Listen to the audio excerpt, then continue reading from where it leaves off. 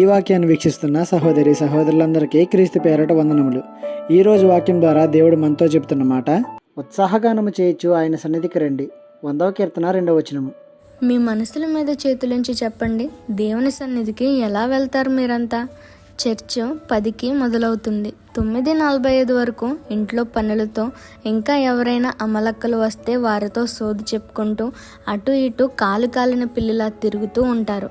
9:46 అవ్వగానే అమ్మో టైం అయిపోయింది అని కంగారుగా మిగిలిన పనులు చేసుకొని స్నానాలు చేసి హడావిడిగా చర్చికి వెళ్ళేవారు కొందరైతే, వెళ్దాంలే, ఆరాధన పాట అవ్వని, వాక్యం మొదలుపెట్టని అని నిర్లక్ష్యం చేసేవారు మరికొందరు.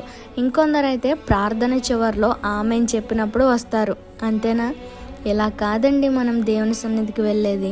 ఉత్సాహగానము చేయొచ్చు దేవుని సన్నిధికి రమ్మంటున్నాడు భక్తులు.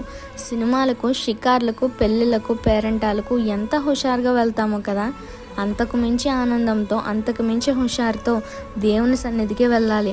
ఎప్పటి నుండైనా దేవుని సన్నిధికి పూర్ణ సంతోషంతో, ఉత్సాహంతో వెళ్ళడానికి ప్రయత్నించండి. ఈ చిన్న సువార్త పరిచర్యలో మీ సహోదరులు. God bless you. ఆమెన్.